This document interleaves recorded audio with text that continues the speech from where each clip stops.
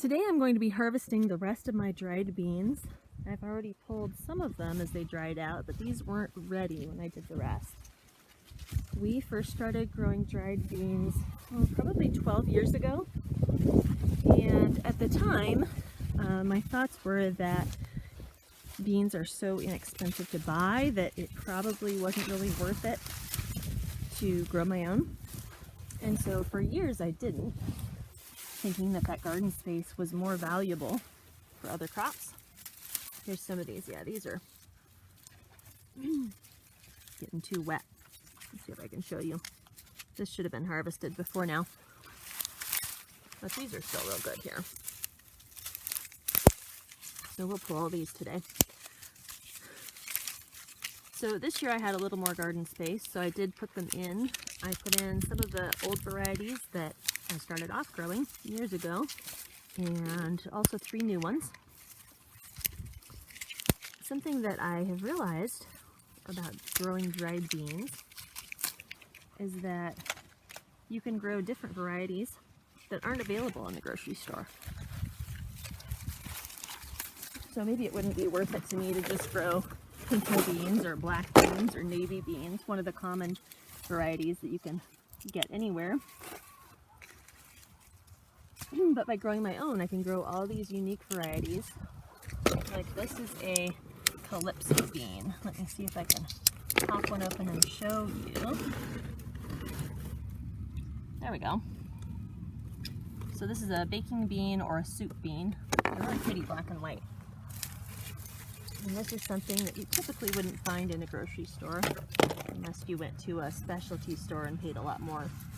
You're certainly not going to get the cheap 25-pound bags of this kind of bean.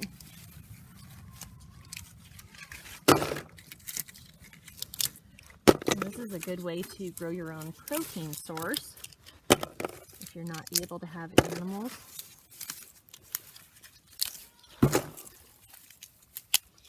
And these are really not that hard to grow. As you can see, these have a lot of weeds, and they still made lots of dried beans. This patch was, let's see, it was weed free when I planted it, and then I weeded it early on in the season just one time. So this is probably 2 months of weed growth here. And we still got a pretty nice harvest. I certainly would have gotten more if I had been more on top of the weeding.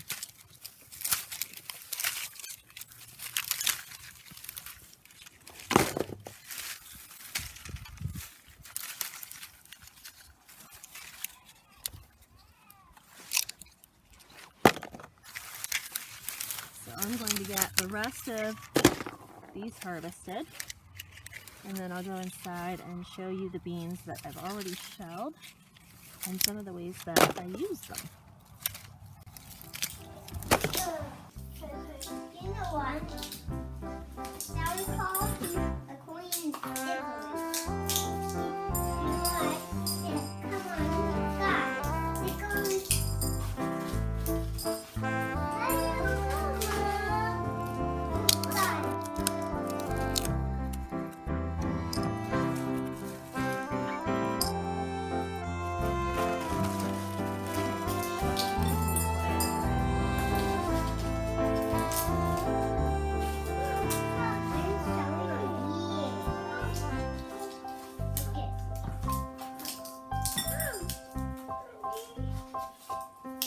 Drop one? Yeah, keep your feet out of the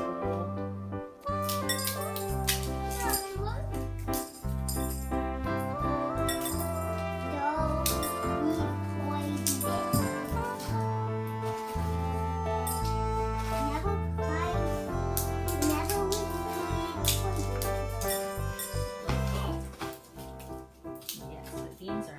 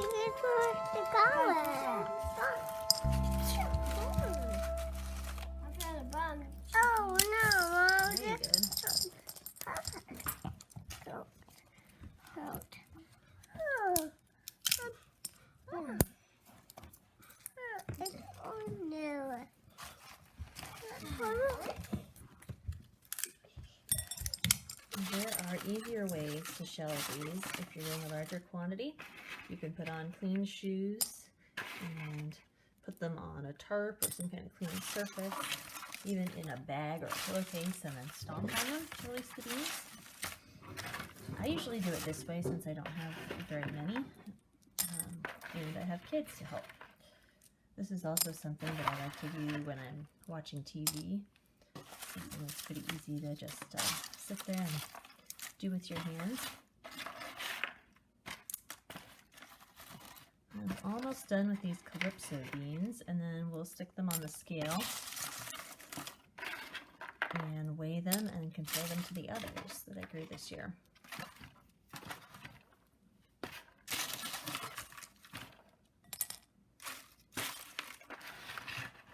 That was pretty.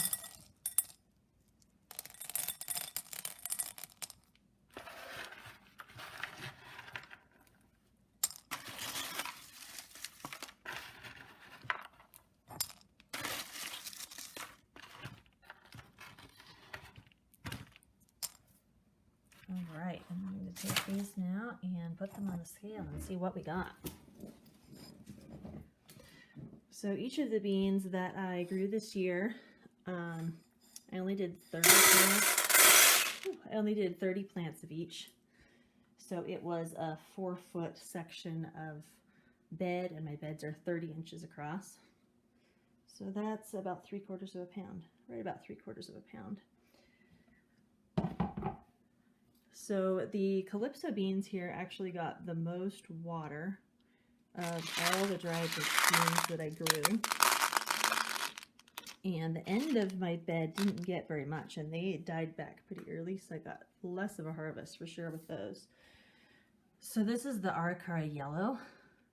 These I got 1 pound and 7 ounces, and these had a little less water than the Calypso bean. They were next to the Calypso bean, a little bit farther from my water source. So these did really well.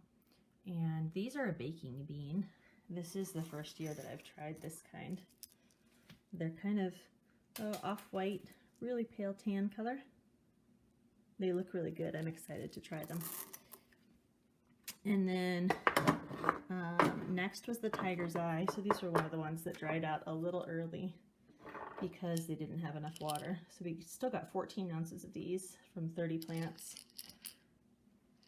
And there you can see, these are really pretty. These are, they're used like a pinto bean. So we'll use those for tacos of some sort. And then farthest from the water was the Jacob's cattle bean. And these I have grown several times before. So I only got 5 ounces from 30 plants this year, but I know that these have the potential to do a lot better if they got enough water. These might be my favorite as far as color. They're just so pretty. Kind of a speckled maroon and white.